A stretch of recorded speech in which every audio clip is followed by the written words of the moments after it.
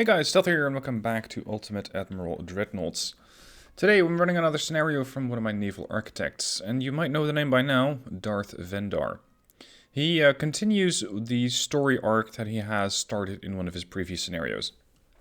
Congratulations, Admiral. With excellent leadership, you put an end to the Italian threat. The remaining Italian battlecruiser made its way to Sicily, where the crew surrendered to Monarchist forces. It is now 1939. With the Fascist forces losing support of their Italian benefactors, the Spanish Civil War has swung wildly in favor of the Carlists. Only a few pockets of resistance remain in 1938. While Spain has not joined the Central Powers, France feels the ever-mounting pressure of the monarchies. Our emperor was beginning to make pressure to take control of all of Yugoslavia, however, cooler heads, specifically the German Kaiser, who has become far more controlled since his exile, prevailed. Now, with Italy, Yugoslavia, Bulgaria and Romania, all part of the Central Powers, the dream of Austro-Hungarian restoration have been put to rest. However, dreams of expansion continue, regardless, but now on more distant shores. With the success of the new guard in the Naval Academy, the production of lighter and faster vessels has taken the forefront, leaving the time of massive destroyers in the past.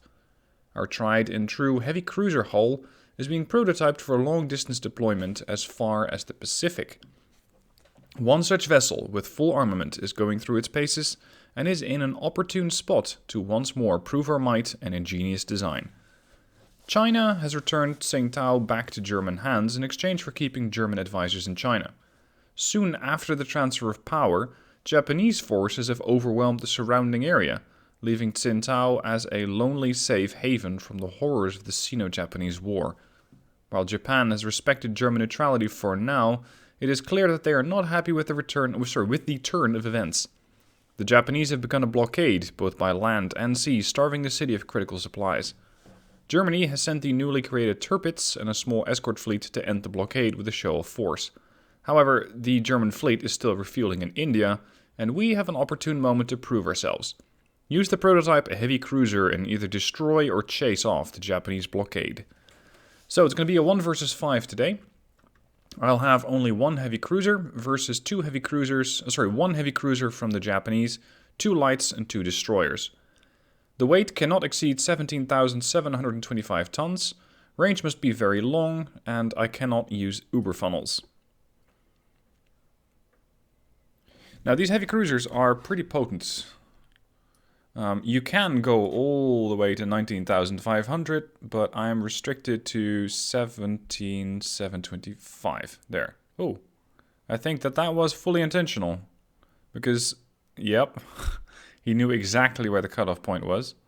Because the moment that I take 25 tons off the displacement, I get a smaller ship. Alright. Range very long. And with very long range, it might be interesting to go for diesels. No, actually. Look at that. Not at that level of speed. At 32 knots. What about if I go to, let's say, 23 knots? Gear turbines, 57, 53. Then the diesels become more efficient. What about full speed? 48 knots. I know that the ship can't do that. 21, 328. Or 16. Holy shit. That took 4,000 tons off? Whoa. No, more. Diesel 1 is 8,000 tons heavier. Diesel 2 is slightly better, but still, gear turbines just seem to beat out everything. Now, for a long-range craft, I'm not going to go full speed. We're just going to do 33 knots. Let's go for many bulkheads, because I might not be able to afford maximum. The ship is 17,725. Range must be very long. Check, and do not use the Uber funnels. I still have some other funnels. Now, I don't have too many options, because I only have very, very few selections for both the secondary tower and the main tower. Main tower only is 1. Secondary tower is tower 2 or tower 1. Considering the base accuracy here and long range accuracy bonuses, I'm going to go with this one. It's only 150 tons heavier. But that is going to probably pretty dramatically increase. No, actually not even that much. No, we're about 200 tons heavier, but that's fine. Okay, I have about 6,000 tons left to put on some armament. I'm taking on a couple of light cruisers, a destroyer, and a heavy cruiser. So I think an 8-inch triple is going to be sufficient for what this thing needs to tackle. And it also, if I slide it forward enough, well, not sure if that's doable. Nope, that's as far forward as the main superstructure goes. So unfortunately I cannot have another 8-inch on the stern, just on the deck there. Unless I go with the other secondary tower. In that case, I think it is doable. Yeah, there we go. So I'm sacrificing a little bit of accuracy. 2 points of aiming speed, 2 points of long range accuracy, a few points of damage control. Shouldn't be that bad. And these 8-inch reload in 26.3 seconds. We're going to boost that. And now it's 15.8. Set them up to have advanced hydraulic turrets. And we're not going to be firing lyddite, no thank you. That's usually a great way to get your ass exploded. Torpedoes could be a threat. There are destroyers about. So I'd rather not have contact with torpedoes. But if I do, then at least I want to have some anti-torpedo protection. Let's go for some forced boilers. Put some funnels on. Maybe one funnel is enough. That's 100. Big funnel, 88. What about 2 advanced funnels? That's also 100, but that's far heavier. Even the advanced funnel 1 could be sufficient. So this is about 960. But one big funnel also suffices, I think. No, it doesn't. A mega funnel does. An uber funnel is not allowed. A super funnel, very small. What? It's a bit of a contradiction, isn't it? And if I go for a different type of boiler, 200 tons, natural. Oof, natural reduces it to 44.8. Balanced, 91.9. And it's 16,210. That's too much. That's too little engine efficiency. We're going to go for balanced. Now, this still gives me a little bit of displacement left, because I still have to add potentially a sonar system, a hydrophone station, and maybe also have access to some secondary guns. Because currently, I don't have anything that's going to, well, remotely deal with DDs in an okay manner. Nah, I don't have any use for that room in the middle. I thought I was going to split it, but I don't really see the use. 0.5, 0.3. We can always balance that out with a couple of secondaries. Now, secondaries can be 5-inch guns. They only weigh 114 tons, but of course you got to double that. And we're going to set one up here. And ideally somewhere back here, but I don't think that's going to fit on the hull. What about 4-inch? Oh, they can only be 3s, I suppose. Yeah, that's it. The 3-inch. Can I slot a 4-inch in here? Yeah. And, ooh. Firing arc here is pretty bad. I'm not sure if this is going to turn at all. Let's not risk that. And I can still have some 2-inch guns just over here. Again, augmenting my anti-destroyer firepower. Because destroyers are probably the biggest risk to this ship. Of course, it will depend on how much armor I still tack on. I'm looking at turning circle 556. If I go for a better shaft, 444. Maximum aux engine, 3907. Still 400 tons left for armor. And with the threat level that I'm looking at, I probably won't have too much of a problem just blocking most of that damage.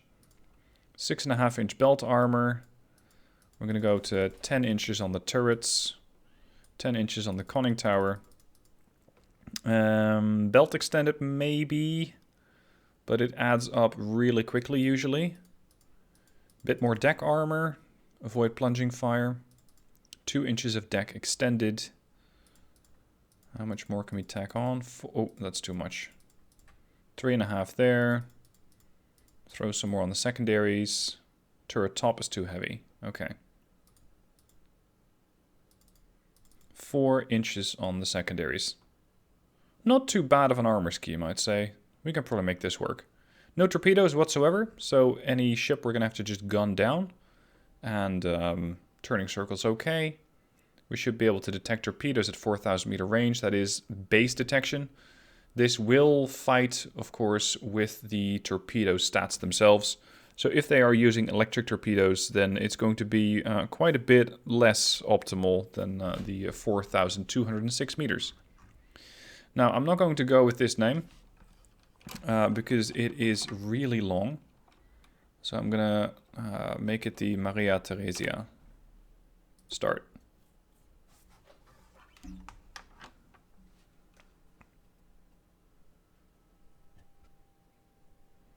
Let's see what the Japanese have in store for us.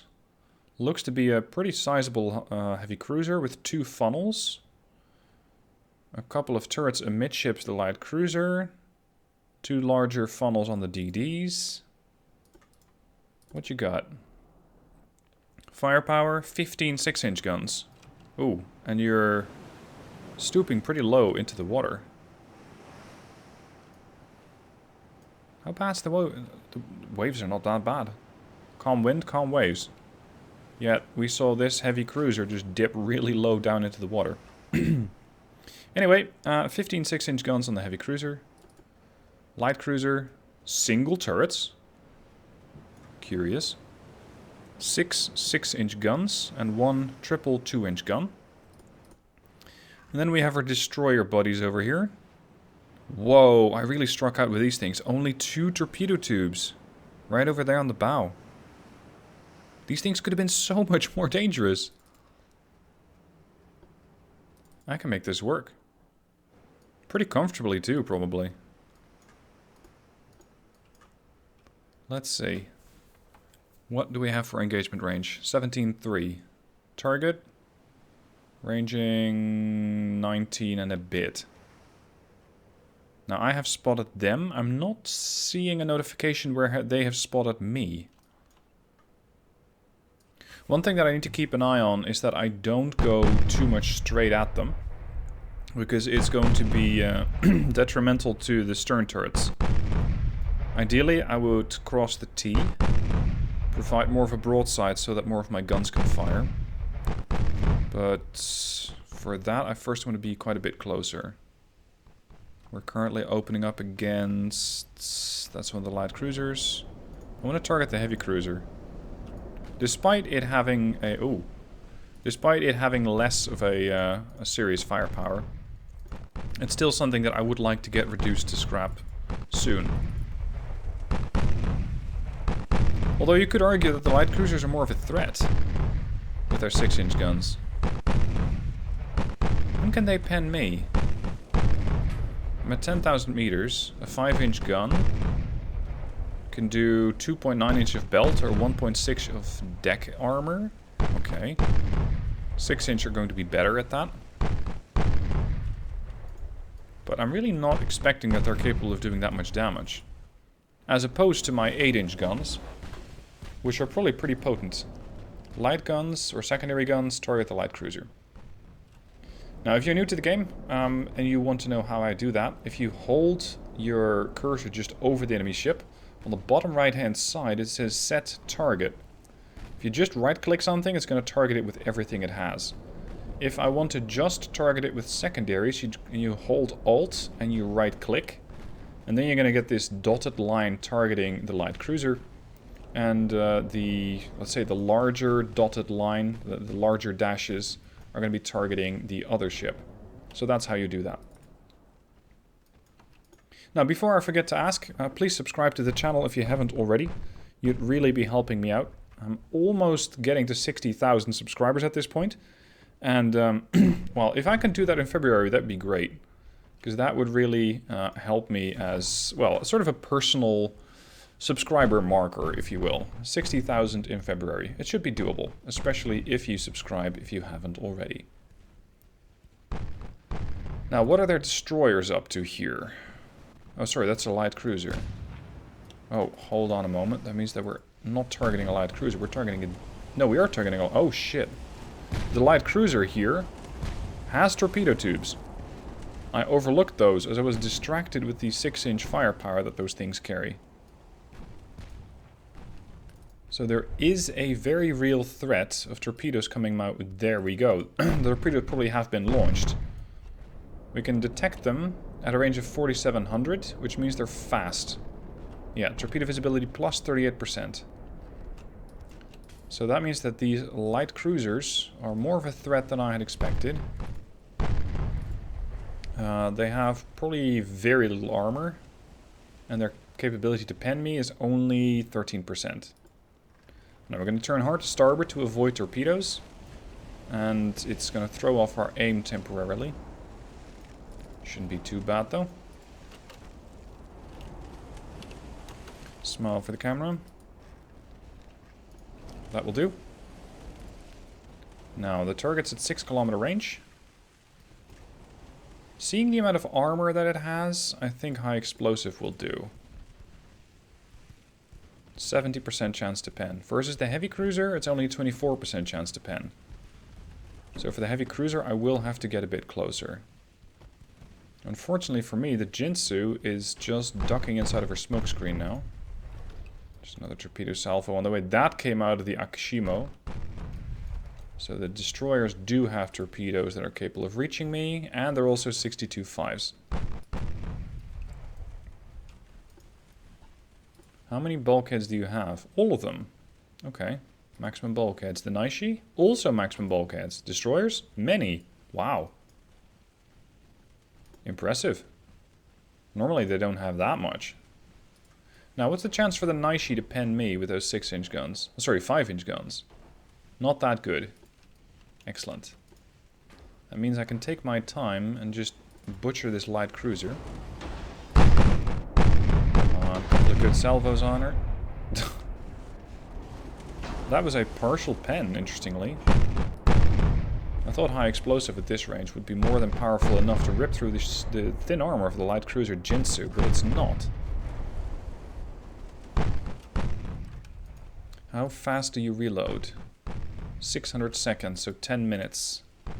Understood. That means we're going to have to take you down within that time frame. And preferably sooner. Now the Maria Theresia is taking some hits, but her armor is definitely holding and is capable of just shrugging off most of those 6-inch shells. They are getting pens, however, on the stern belt. Oh, sorry, the stern belt and the stern deck. Both. And the Jinsu is making it very hard for me to hit her. Switching fire to the heavy cruiser, as that, at least, I can hit. And maybe pen. But she has a serious belt armor of 9.6 inches plus 98%. Conning tower is also quite high, and turrets are even 13 inches. Now they have a serious armor belt. I only have a 6.5 inch armor belt. So I'm nowhere near as well protected as the Naishi. I want the secondary gun still targeting Jinsu. Because I'm thinking that the 5-inch and maybe the 4-inch guns can make some holes in this thing. Capability to pen, range 6 kilometers. I'm going to round it up to 7.5. 5.5 inches of armor can be penned on the deck. They have, on the belt. But they have 5.4, so I'm actually too far away, probably. I will need to get closer if I want to have those secondary guns do anything useful. But that also exposes me to more risk of getting hit by torpedoes. Damage to the secondary tower. Some structural damage to the Maria Theresia, but nothing too severe at the moment. Keeping a very close eye on whether or not I'm going to start flooding, because that will impact the capability of the heavy cruiser to start avoiding torpedoes. Speaking of, Jinsu just launched another salvo at me. That means I'm now going to start turning in towards her. Because now I can at least take another 10 minutes to close in. And then it has to be dead inside those 10 minutes. Naishi is flooding. I just don't know where, actually. Probably on the stern. She's also on fire, but I think her bulkheads are keeping the ship very well contained, those fires. Now, torpedoes avoided. Let's continue turning. Closing the distance. Jinsu can only make 31.5 knots at best, and I can do 31.9. So I can very much keep up with that cruiser. Naishi, however, will get a better chance to pen me now. And the Jinsu is probably even worse. Yeah, Jinsu is going up to 27%. Because I'm getting closer, and those 6-inch guns are getting more and more dangerous. It's just fortunately she doesn't have too many of them. I'm quite happy that it is the Jinsu with the 6-inch guns, and not the heavy cruiser with the 6-inch guns. Because 15 6-inch guns could pose quite dangerous. Now we're getting a couple of good flooding hits on Jinsu. She too is protected by maximum bulkheads. So she too might... Yeah, there she goes. She already contained the flooding. Very quick indeed. Range 4 kilometers. Switch all guns to the Jinsu. 13% chance to hit. I want a couple of holes in that ship. Slowing it down. Making sure it's not going to be contained by smoke for much longer. It should run out. There we go, more flooding. Structural down to 60%. Range 4 kilometers. The moment that she launches, she'll get that launch detected. Another flooding. Maria Theresia down to 88% structural. 50% on the Jinsu. Her buoyancy is dropping quickly. Very quickly. 55, 54. But she's fighting it. She's probably just about ready to launch again in 2 to 3 minutes. Keep a close eye on this thing.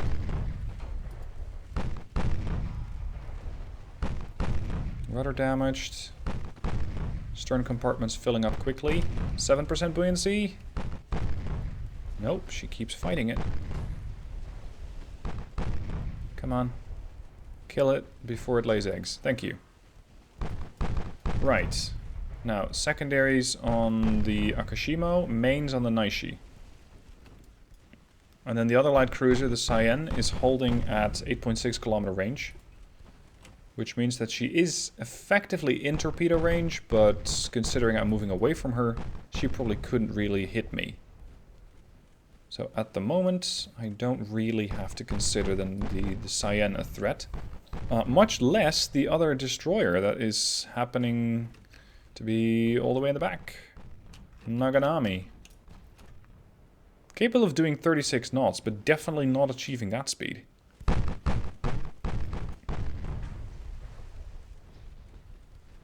Now keep in mind that the Japanese have no tech bonus and 5 times the numbers. They only have 1 heavy cruiser, same to my own. But they had 2 light cruisers and 2 destroyers. And yet, it feels like the Maria Theresia is having, well, not no trouble, but she's not struggling that bad to get rid of these ships. Going to turn a bit, as the Akashimo has decided to send me some love. And that is not something you want to get hit by at 22 inch. Can we pen the Naishi at this range? Not really. Huh. Ooh, flash fire on the Akashimo. That looked painful.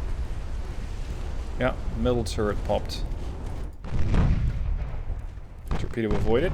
Turning back. Now, of course, getting closer works both ways. The chance to pen the Naishi goes up, but the Naishi's chance to pen me also goes up. And she happens to have guns which fire faster. Oh, sorry, she has 6-inch guns. I thought she had 5s. Never mind, she has 6-inch guns. Akishimo has some very quick reloading torps, which will be ready in 300 seconds. I hope to finish off the destroyer before that happens. High explosive only. Especially some 8-inch high explosive should knock it down. There we go. This is why I picked the 8-inch guns. They're excellent all-rounders, especially considering the threat. There's a flash fire and there's a dead ship. Have you launched yet? No, yes. Cyan has not yet launched. Let's see what high explosive can do. Although my range is 2.7. Partial pen, partial pen, partial pen. Switch to AP. Going broadside again, bringing all the 8-inch guns to bear. Flooding on the bow of the Naishi. Damage the secondary guns. Another fire. What sort of propellant do you have? 2 powder. Okay. So you're not that susceptible when it comes to flash fires. Increased ammo. Reduced ammo for torps. Well, you don't carry any torps anyway, so that doesn't add anything. Standard complement of shells.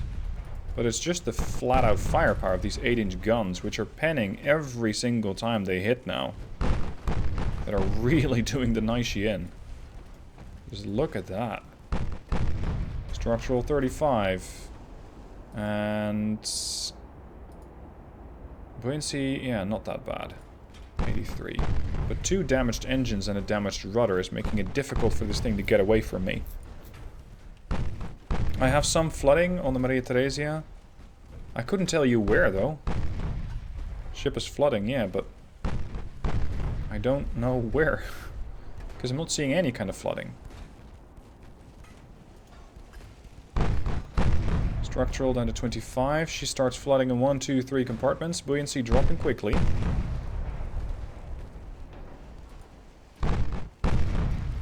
Now at this point she's definitely capable of doing damage to me at 42% chance to pen.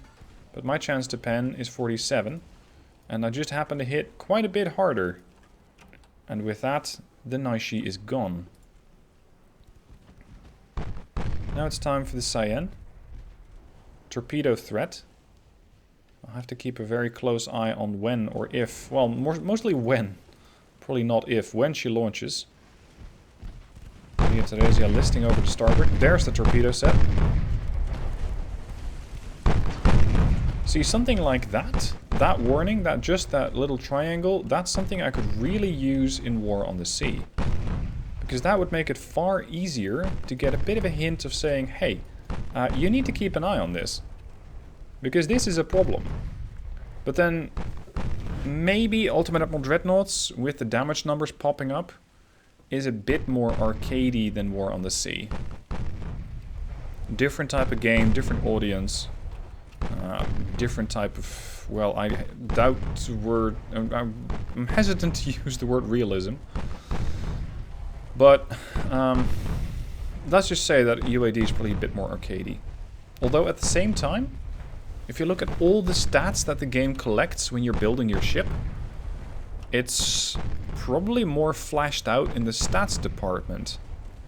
Because it calculates everything from the amount of crew needed to the amount of time that you take to build the ship, to your propulsion, to how fast you can accelerate, your engine efficiency. Whereas War on the Sea just says, okay, you want to build the ship, done. And it's just a preset ship that you cannot customize. Now, it looks like Cyan is done for. That means that the Naganami is now more likely to start launching torpedoes, as Cyan is no longer interfering between the torpedo launch point between Naganami and Maria Theresia. But it might not be capable of launching torps, as the torp launcher is... yeah, it's restricted by the bow. Now, Maria Theresia... I don't think that we're going to need our German allies. The Tirpitz still refueling, supposedly, in India. Well, by the time that it gets here, there won't be a Japanese blockade. Because the Naganami is soon to go down. There we go. Job done. Maria Theresia proving to be an excellent warship. And with that, we have once again validated the heavy design, or the heavy cruiser philosophy that we have gone with, meaning that we're probably going to see more heavy cruisers in the future. Now, thank you guys for watching. Again, please subscribe to the channel so I can get to those 60,000 subs by the end of February, and I shall see you soon for another UAD video.